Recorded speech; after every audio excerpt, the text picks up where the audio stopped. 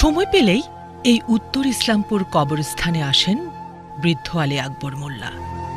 এখানেই শুয়ে আছেন তার আদরের সন্তান, বৈষম্য বিরোধী ছাত্র আন্দোলনে শহীদ সজল মোল্লা।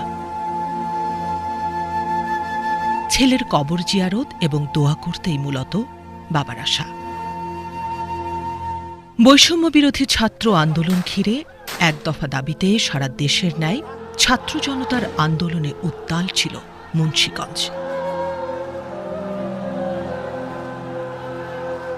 ফ্যাসিস্ট শেখ হাসিনা পদত্যাগ করে পালিয়ে যাওয়ার আগের দিন ৪ আগস্ট মুন্সিগঞ্জ শহরের সুপারমার্কেটের মুক্তিযুদ্ধের ভাস্কর্য চত্বর ঘিরে যেন নেমে এসেছিল হতাহতের নির্মম বিভীষিকা। প্রায় ৭ ঘণ্টা ধরে ছাত্র জনতার সঙ্গে চলে পুলিশ ও আওয়ামী সন্ত্রাসীদের ধাওয়া পাল্টা ধাওয়া। এক পর্যায়ে টিকতে না পেরে বেপরোয়া গুলি করতে থাকে পুলিশ ও আওয়ামী সন্ত্রাসীরা। এখানেই গুলিবিদ্ধ হন সজল মোল্লা। পরে হাসপাতালে নেওয়ার পথে শহীদ হন। পেশায় রংমিস্ত্রি সজল মোল্লা। জরাজীর্ণ ছোট্ট টিনের ঘরে ভাই সাইফুল ও বাবা আলী আকবর মোল্লাকে নিয়ে থাকতেন শহীদ সজল। বৈষম্য বিরোধী ছাত্র আন্দোলনের শুরু থেকেই তিনি ছিলেন সক্রিয়। কাজের ফাঁকে সময় পেলেই যোগ দিতেন আন্দোলনে। এর কয়েকদিন আগে মারা যান সজলের মা। স্ত্রীর শোক কাটতে না কাটতেই ছেলের নির্মম হত্যাকাণ্ডে ভেঙে পড়েছেন বাবা আলী আকবর মোল্লা। ছেলে তো মনে পড়ে, বুকটা ফাইটে আগা, মুখে পরেশ কথাই না। দৈনিক কথা মনে পড়ে, আমি কাম দিই গোরস্থান, দৈনিক গোরস্থান যাই, আমি মনে পড়ে আমি গোরস্থান যাই।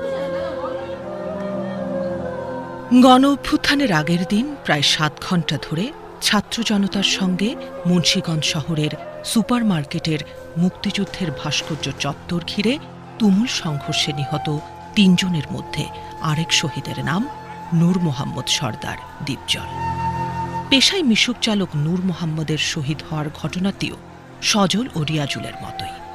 পুলিশ ও আওয়ামী সন্ত্রাসীদের সাথে ছাত্র জনতার সংঘর্ষে গুলিবিদ্ধ হলে তিনিও হাসপাতালে নেওয়ার পথে শহীদ হন। মাত্র ২ মাস বয়সে বাবা ছেড়ে চলে গেলে মায়ের সাথে নানির কাছে চলে আসে দীপজল। কিছুদিন পরে মায়ের অন্য জায়গায় বিয়ে হয়ে গেলে নানির কাছেই বড় হয় সে।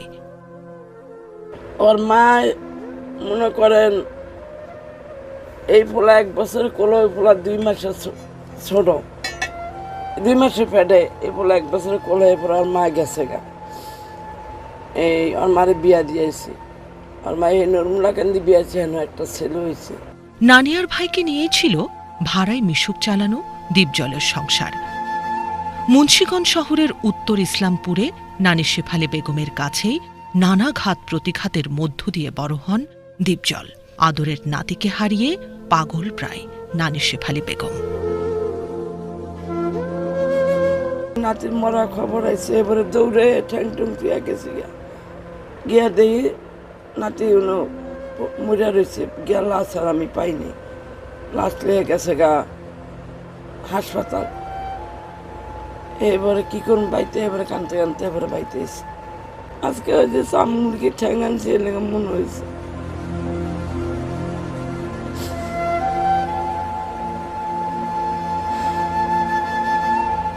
আমার ওই নাতি আমার সংসার চালাইছে, ওই নাতি আমার দিকে খেলা ছিল।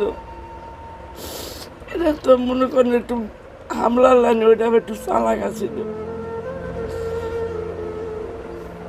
মাঝে মাঝে আমি নিত্যি কান্দে জন লই আইছিল, সেই ছবিটি দেখে কান্দতে কান্দতে রিস্কারি দিয়ে আইছি। আমি দেখতে বললো, আমি জীবনে বলতে পারবো না নাতি নেই।